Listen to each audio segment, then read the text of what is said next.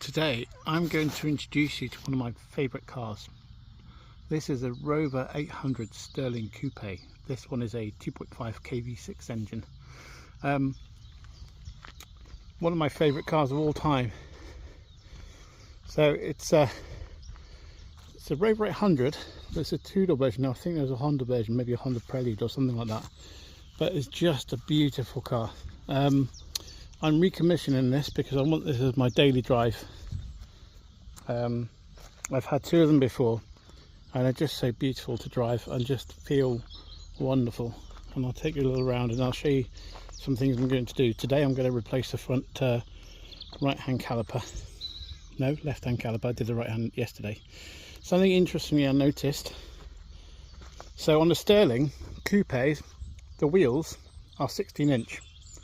Our normal Rover 800 Sterlings are 15-inch, but I found this little cheeky monster has got a 15-inch wheel on the front of this. So I've managed to find a 16-inch Sterling wheel, but it needs a new tyre, so I'm going to get some new tyres on it. Let me take you on the inside. Here she is, a Sterling Coupe. Also my favourite interior colour, maroon and cream leather. I just love it so much. She needs lots of cleaning. She was on the road a few years ago, but the engine, the water pump went inside the Kv6 and it destroyed the engine. So I've been waiting, and now I have a new engine fitted from another one I had around. So that's in, but the alternator's gone. So I just replaced the alternator this morning to check it out. And she's all good. No lights. The ABS was not working, but I found the sensor and I replaced that. So this is a road to recovery for this girl. Or is it a boy? I don't know. I got a green Rover 800 Sterling and that's a boy.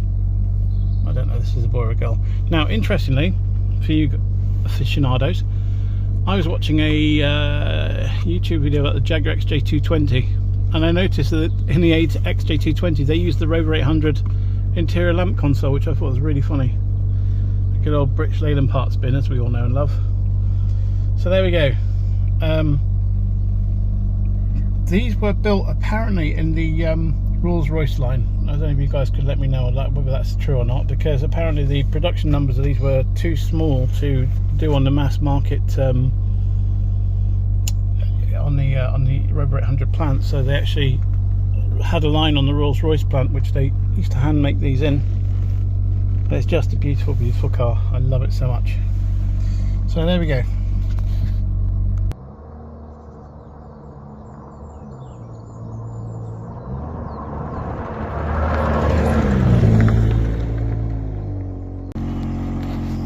As you can hear, the rear silencer's going, and these Rover 800s always seem to go on the silencer all the time, so that's something to do. I've got to replace that front wheel down here with the 16-inch rim with a new tyre on it, and I have to replace the caliper on this side, which we'll do in a moment. That's what I need to do for the MOT, but she's very tatty at the moment. Something fell on this, got a big dent in there, lots of scrapes here. There's a dent wing. I have a new bonnet, brand new one from the factory. I have another wing to go on, or maybe I'll live with that dent, I don't know, because my cars are here to enjoy. They're not pristine showroom cars, they're everyday cars to use. Like me, I'm an everyday person to use. Yeah. Me and my Sterling. I just noticed as well that there's a few bits of rust that I need to fix as well. Not MOT at the moment, but for, oh, how's that in the sun? Is that better for you? There's some cosmetic welding needs doing. It's not structural, but it'd just be nice. But I can't wait to get this car back on the road. It's such a nice drive, incredibly comfortable, incredibly quiet. So shall we get on with the front brake caliper? Before I start that, I just want you guys to know that interestingly, with these Rover 800s, they were just on that point that you could still work on stuff at home without too much bother. So a caliper is actually quite easy to replace on these, as are the brake pads. I did the alternator this morning, that only took me an hour. Very straightforward things. Brilliant cars, brilliant everyday classic to drive. And I've not seen another one on the road for a long time when I'm driving around Wiltshire. We just don't see them. So let's go and park her up on the bay and let's go and do the front caliper. Mwah.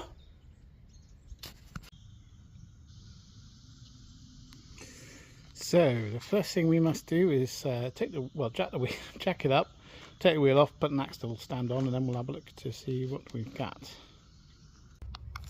So, Rover 800 owners, if you have a Rover 800 and you're new to Rover 800 or Rovers at all, and you have one of these in your boot, get rid of it, because they're quite cheaply made. This is a wheel brace in case you don't know,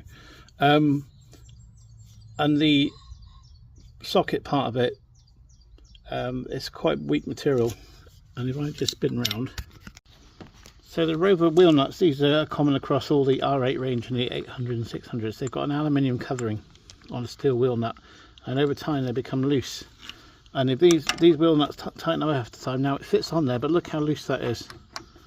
It just, and if you're stuck on a motorway trying to get a wheel nut off with these, they'll just round over and you won't get anywhere. So get yourself a proper wheel brace with a 19mm nut socket on the end, which is proper cast forged steel, and that'll be good for you. Now they're quite tight to get on these because those are quite loose, these wheel nuts, so you need to tap it a little bit, but this is what you need, not this terrible, this good. Okay,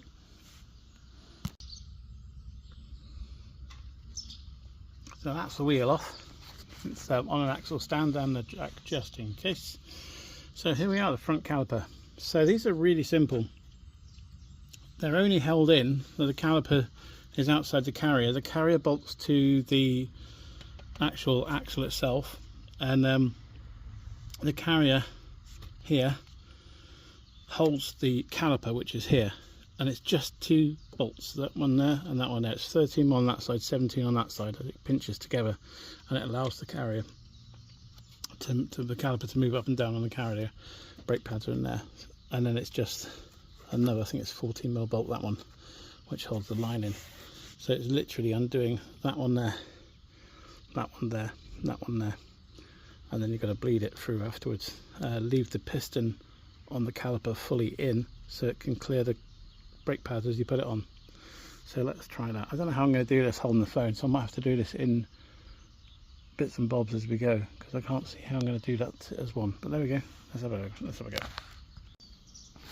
I'm here on my own today, by the way, which is why I'm trying to do this on my own, so this is going to be entertaining. So 17mm spanner that side, 13mm socket that side, and you should be able to undo this. Can you see that? Right. There we go. Let's go with that. That comes undone, you see, and then the bolt comes out of there. This stays part of this as a shaft inside there, which that can move in and out, which allows the caliper to move, and then the bolt here bolts into that shaft and holds that against the caliper. There we go. I'm going to do this without one hand because it's better. Right, that's both of those loosened off now, so that's ready to come off. Now the brake pipe, I would replace the brake pipe while the caliper is off the vehicle because it's easier to maneuver, but just uncrack this before you take the caliper off, otherwise you'd be fighting against it, and at the moment the vehicle's holding the caliper. 15mm socket on this one, a little bit of tension, there we go. Right, that's ready to come off now. I'm just going to pinch that back up, stop the fluid coming out. Caliper is ready to come off. Okay. Ooh, nice new caliper. So there we go. This is the left-hand side caliper. As you can see, it all matches up nicely. Right, a little tip for you as well. When you've got the caliper off and you're changing this pipe over on the new caliper, just undo the bleed nipple so you can let the fluid flow out. That's a 10mm socket on there. You see that? Probably didn't see it because I'm filming and doing stuff at the same time. There we go. Bleed nipple, 10mm socket. Undo that before connecting the caliper. It's impossible to do this with one hand, so I've just undone the 2 bolts. Sorry, I can't even see what I've did. Those are the 2 bolts that go in there. Now the caliper should just pull off, and it does. There you go. And the brake pads are in great condition, so we'll keep those as they are. Now I'm just going to put the camera back down a minute so I can actually undo this brake pipe and put on a new caliper. I'll put the new caliper on there where that should be. So, see you in a bit. There we go. That literally took about 30 seconds. So I just undid the 2 bolts and that, took the old caliper off, put the new one on, and then it's a case of putting the bolts back in there, tightening that up, and then we'll bleed the system. And that's it. That's the caliper done. It's really, really simple. So there we go. That's all done. So that's tightened up. I bled the brakes, tightened the nipple back up, and then I've adjusted the piston using the brake pedal to push the fluid through to get the pads to stay next to the disc again. In fact, you can just see the new caliper piston in there. That's what mostly goes wrong with brake calipers, is the piston gets corroded and then they stick and then they get hot and then things happen. So just so you know, let me turn the camera around a minute. I find a lot of garages, if you go to a garage and unless you really trust them, they'll always scaremonger you saying that everything's really difficult. On older cars, it's not difficult at all. I mean, that's literally 3 bolts for a brake caliper to change. And then people will say, oh, you know, you've got to make sure it's done, you've got to set it up and correct it and all that.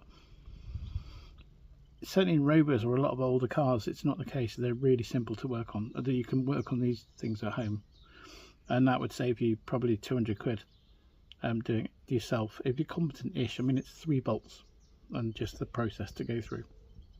It's not bad at all, and that's why I run older cars, because the calipers themselves I think were £85 each, which for a modern car would be a set of brake pads, which are the bits in the middle here which touch the discs that stop it. Like on a bicycle, you've got the pads that squeeze.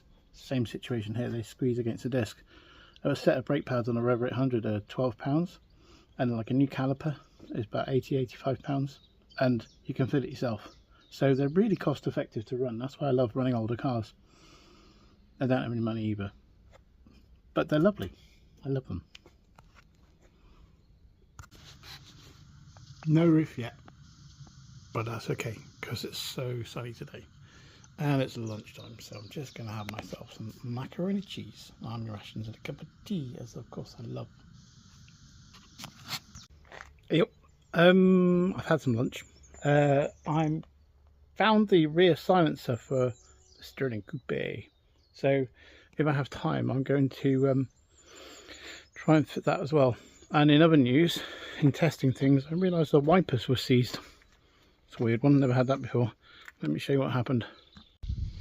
So I don't know if this is any of interest to you or not, but anyway, where the car's been sat for years, this is the wiper drive for the driver's side right hand, and it got rusted inside here, seized up. So I gently persuaded it with turning it on and helping it with my arms to get it to move a bit, and then I've let it soak in WD-40 and I'll oil that afterwards as well. So hopefully that should solve that.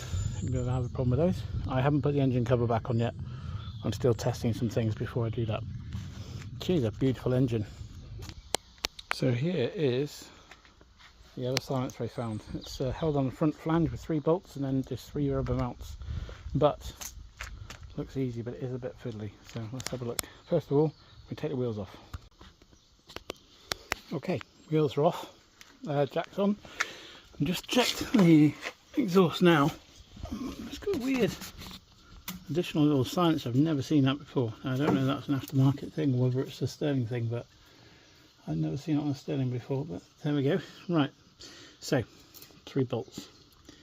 They look pretty nasty. They're very, very long and very, very corroded. So I'm just going to cut the end of these threads off, and the top one we'll just have to figure out the best way we can of getting to it. So let's see if I can get this off in time.